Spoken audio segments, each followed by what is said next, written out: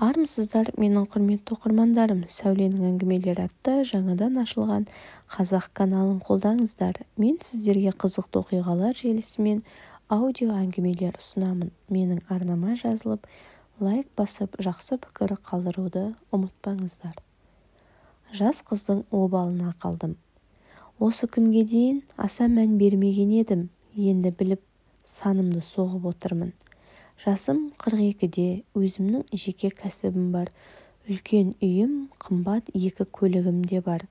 Бірақ мұның ешбірі маған қуаныш емес.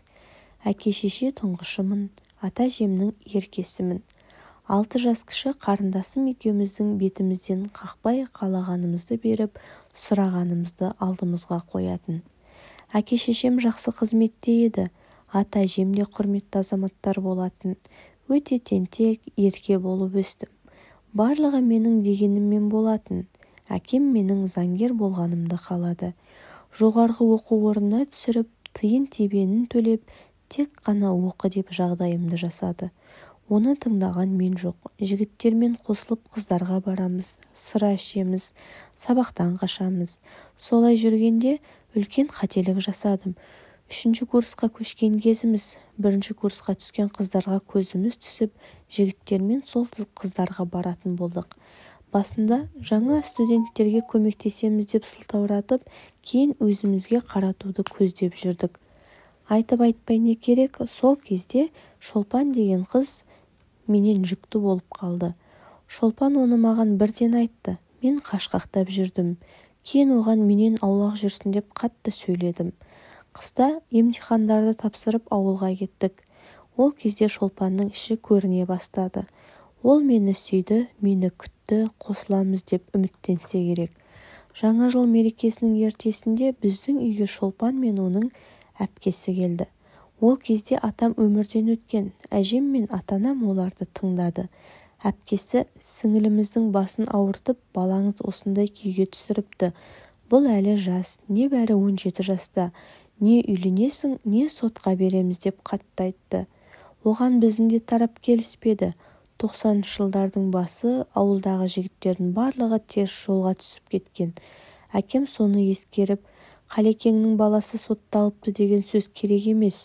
Үйленуге де бұған әлі ерте. Семья асырай ма, әлде оқуын оқи ма?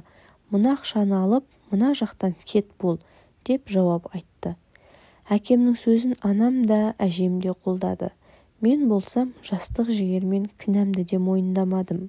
Сонда Шолпанның әпкесі: Құдайдан безгендер, Құдай бар болса, алдарыңызға келсін. Мына біздің көз жасымыз 1000 есе алдыңа келсін деп, ақшаны да алмай менің бетіме түкіріп кетті. Біз бұл жағдай туралы ешкім білмеуі тиіс деп өзара келістік. Кейін оқуға келгенде Шолпанның оқудан кеткенін естідім. Студенттер кеңесі оны арсыз оқудың орнына сайран қуып жүріп аяғы ауыр болды деп жиналысқа салып оқудан шығарыпты. Оның менен жүкті болғанын білгенде мені де оқудан шығарар еді. Сол кезде менің атым аталмады. Шолпан менің атымды атамаған. Баласы кімнен екенін де айтпай жасырған. Мен оқуымды аяқтадым. Әкем қаладағы жақсы қызметке орналастырды. Әжем ауырып қайтты. Қайтқанда сенен шөберек көрем деп арманда қалдым деді. Жасым 28-ге келгенде өзімнен 10 жас кіші мектепті жаңа бітірген қызға үйлендім. Әйелім Маржан жаман адам емес, бірақ бір үйдің жалғыз қызы болған соң, ата-анасы мен ағалары оқысын, диплом алсын деген соң біз қалада тұрдық. Маржан ауылдағы үйде бірде-бір күн тұрған жоқ. Әке-шешеме сәлем салмады. Келіндік міндетін атқармады.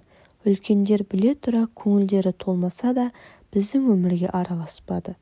Бірақ екеуміз бақытты бола алмадық. 10 жыл сәби сүйе алмай, ақыры ажырастық. Соңғы 3 жыл тіпті жеке бөлмелерде өмір сүрдік. Мен өз кәсібімен, ол өз жұмысымен айналысады. Ерлі-зайыптылар болып той жиындарға да бармаймыз. Ол өзінше, мен өзімше. 4 жыл болды ажырасқанымызға. Ол қазір тұрмыста. Өзімен жаста жігітке үйленіп ұлды болды. Жақында оқу орнына таныстардың жиынына бардым. Сол жиынға кезінде Шолпанмен бір курста оқыған Гаухар мен Айхан деген қыздарды көрдім. Олар мені көре сала, «Марат, қалай өзгеріп кеткенсің? Шашың ақ басып, түрің жаман болып кеткен ғой» деп әзілдеп қалды. Әзіл болса да шындық қой. Барлығы жеткен жетістіктерін айтып, семьяларын таныстырып, бала-шағаларын қызықтарымен бөлісе бастады. Кезек маған келгенде не дерімді білмей қалдым. Айтатында ештеңем жоқ. Шешем Маржан екеуміз ажырасқанда инсульттан қайтты. Әкем осыдан 9 жыл бұрын нағашым екеуі аварияға ұшырап, содан бері төсекте жатыр. Жалғыз қарындасым оң жақта отырып қалып, ақыры бір шешен жігіттен ұл туып алды. Ойланып қараса, менің бірде-бір жетістігім жоқ. Әйеліммен ажырасқанмын, ауру әкеме болысып жүрмін, жеке кәсібім бар деп қысқа қайырдым. Кеш жалғасын тапқанда жиынға келмегендерді еске ала бастадық. Сонда Айхан, «Шолпан сендерге сәлем айтып жатыр. Ол қыз естеріңде ме?» дегенде барлығы шу ете қалды. Жүкті болып оқудан шығып кетіп еді ғой деп бәрі күбір-күбір сөйлей бастады. Мен шыдамай түк білмегенсіп, «Қазір ол қайда екен? Неге келмеді?» дедім. Айхан, оның үлкен қызы Айдана оқу бітіріп, қызыл диплом алып жатыр екен, содан келе алмады деді. Сол кезде өңім бұзылды, үстіме мұздай су құйғандай болды. Айхан сөзін жалғастырды. Шолпан негізі сондай мықты адам. Оқудан шығып кеткен соң оны әпкесі Алматыға алып кетті. Қызын сол жақта босанды, кейін тұрмысқа шықты. Күйеуі де сондай жақсы адам. Айдананы кемсітпей өз атына жаздырып алған. Шолпанды оқытты. Шолпан қазір мықты компанияда. Жасы 40-қа келді демейсің, жап-жас қыздай. Түріне қарасаң 4 бала туды деп айтпайсың. Кенже ұлының жақында тұсаукесерін өткізді. Үлкен той жасады. Көп әншілерді шақырды деп біраз әңгіме айтты. Барлығы соны тыңдап Шолпанға қызығып отырды.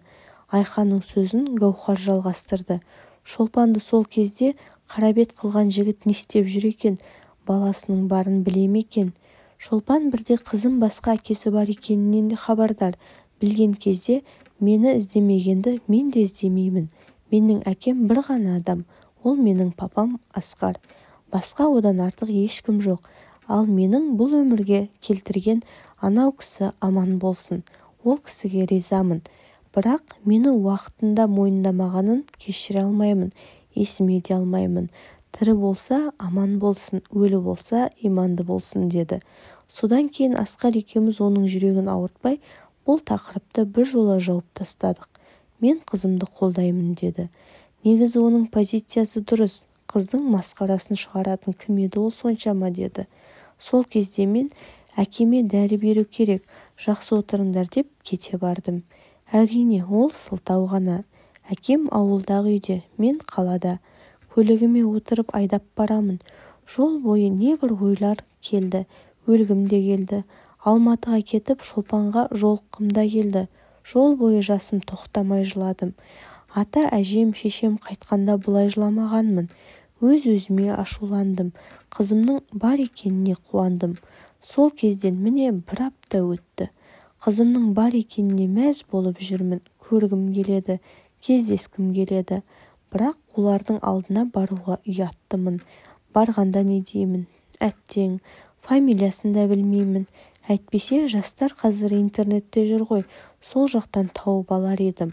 Шолпанның фамилиясы да есімде жоқ. Ол ауыстырып тастағанда шығар. Тым болмаса суретін көрсем деймін.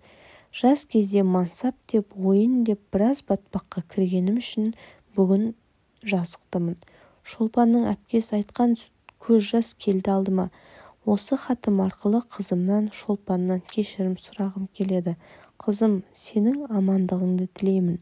Кешір мына әкеңді. Інілеріме айтқым келетіні, жастыққа салынып мен секілді қате жібермеңдер, көз жасқа қалмаңдар дегім келеді.